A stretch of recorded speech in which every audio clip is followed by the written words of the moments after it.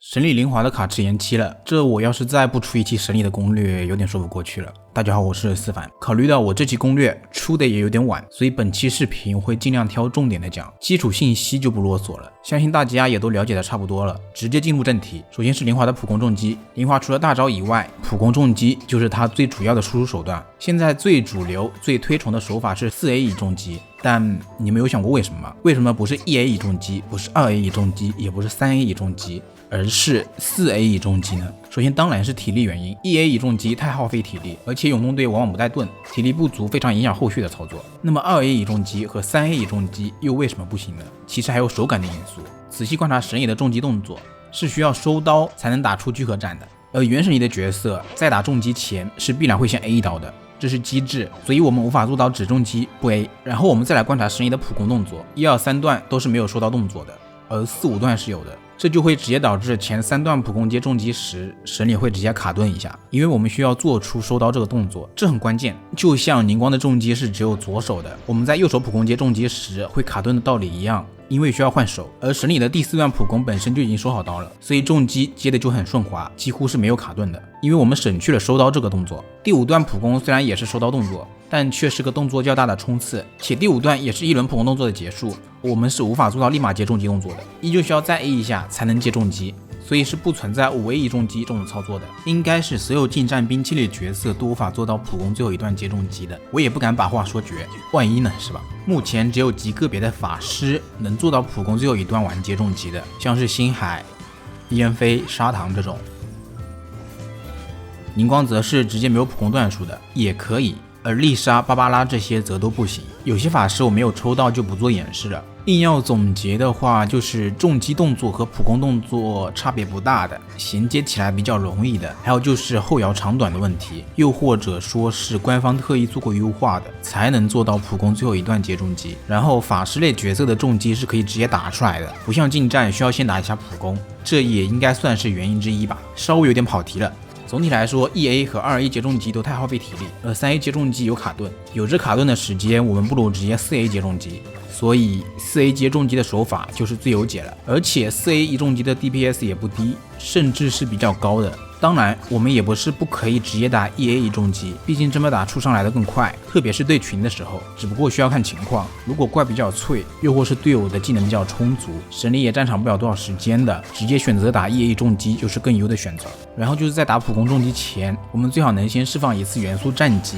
以及盾一次地，得益于固有天赋。释放元素战技是可以提高神里普攻重击 30% 的伤害加成的，盾地则会获得冰附魔以及 18% 的冰伤加成，这样可以使我们的伤害最大化。同理，在放大招前，我们最好也先盾个地，这18的冰伤加成对其他伤害也同样生效的。使你的重击范围还是挺奇特的，看上去很小，但对群时你会觉得它重击范围特别大，只要怪之间的距离不是隔得很远，每个怪都是可以吃到神里3次的重击伤害的，而且是没有高度限制的，只要给我一个支点，这是前提，支点上下方的怪都将无一幸免，就很神奇。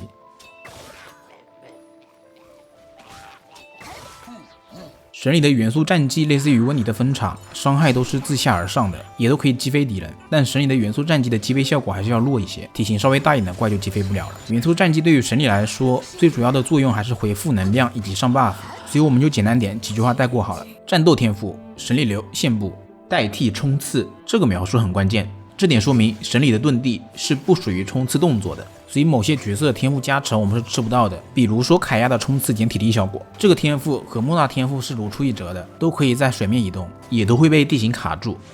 我们按住冲刺键，然后点按前进键，甚至可以不消耗体力进行移动。原本莫娜出水之后是存在一小段硬直的，但在神里出来之后，官方特意做了一波优化。什么叫做切女儿啊？现在神里和莫娜的出水动作后摇不仅时间变短了，而且手感也变好了。我们可以在出水后立马切人，立马普攻，立马放大招，但相较于普通的冲刺，还是存在一点点后摇。整体来说，和其他角色的冲刺手感相比，差别也还是比较大的，需要我们花时间去适应。特别是遁地闪避期间，我们不能立马控制角色转向这一问题。遁地时我们不好立马掉头，只有出水后我们才能控制角色的转向，算是手感不好的关键所在。这点和普通的闪避差别较大，但有舍必有得嘛，神里的线步移速会更快，而且和闪避一样，同样存在无敌帧。当然仅限点按，长按遁地是没有无敌帧的。相比最多只能连续冲刺2下的闪避来说，神里这个线步是没有闪避 CD 的，只要体力足够，是可以做到一直入水出水入水出水的。而且假如我们按得足够快的话，那么是完全可以做到全程无敌的。像是讨债人的火圈，还有小宝的大风车，我们都可以一点伤害也不吃。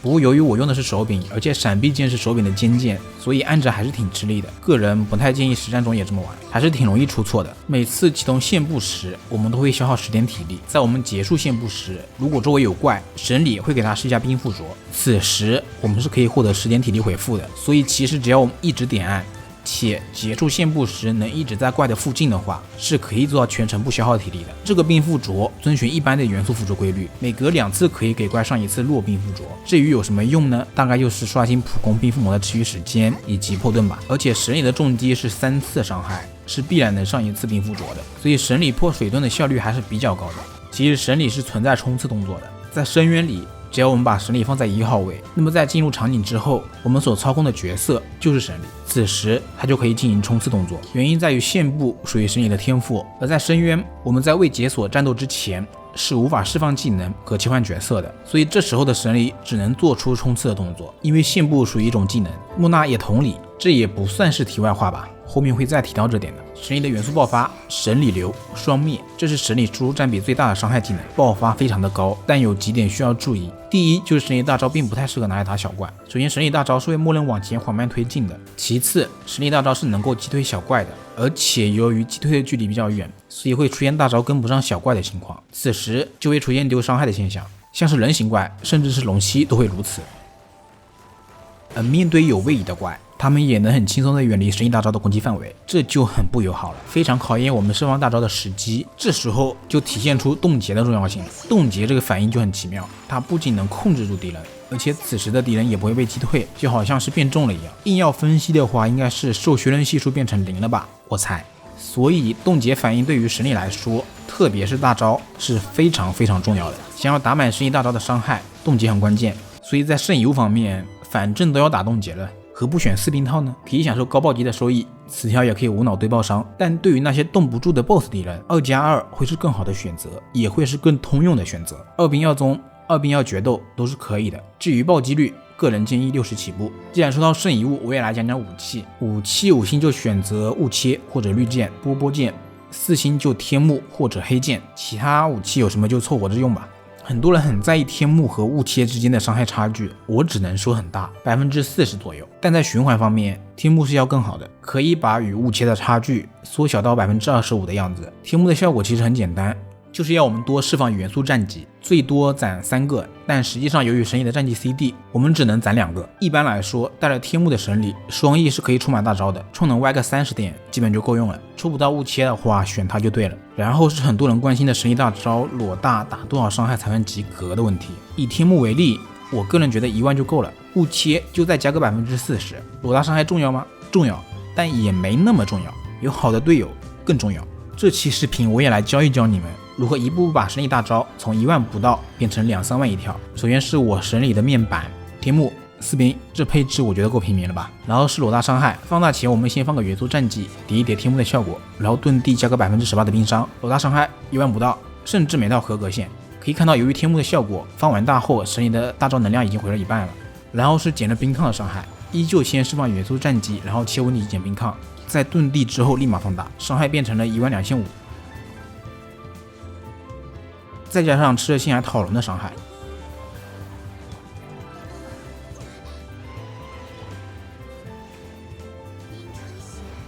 伤害变成了14700，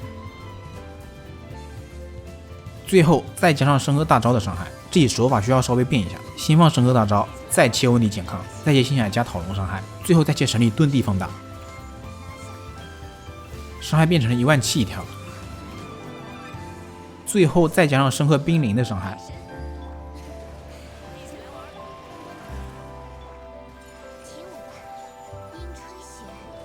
直接变成了32000一条。只要队友选得好，1万也能变3万。虽然冰灵有次数限制，但这伤害也完全足够了。当然，原本裸大的伤害更高的话，这个伤害增长的幅度也会更大。在这里我们也可以发现，3个辅助里，申鹤对神力的帮助是巨大的。甚至对神力的玩法也是有改变的。有了申鹤，我用神力对付小怪时几乎没有用过大招，都是用冰灵就把小怪解决了。那没有申鹤怎么办呢？就像在这个阵容里，温迪是万叶的下位替代一样，莫娜和迪奥娜就是申鹤和星海的下位替代。莫娜增伤挂水，迪奥娜提供生存和回能，但温迪和莫娜还是5星，抽不到怎么办？那就芭芭拉和砂糖，他们也能带讨龙增伤和巨怪加伤，甚至还能带2本讨龙，相互刷新持续时间，虽然好像意义也不大。如果用芭芭拉挂水的话，对操作的要求还是比较高的，必须要贴脸才能挂上水，手法流程的话和前面演示的也都差不多。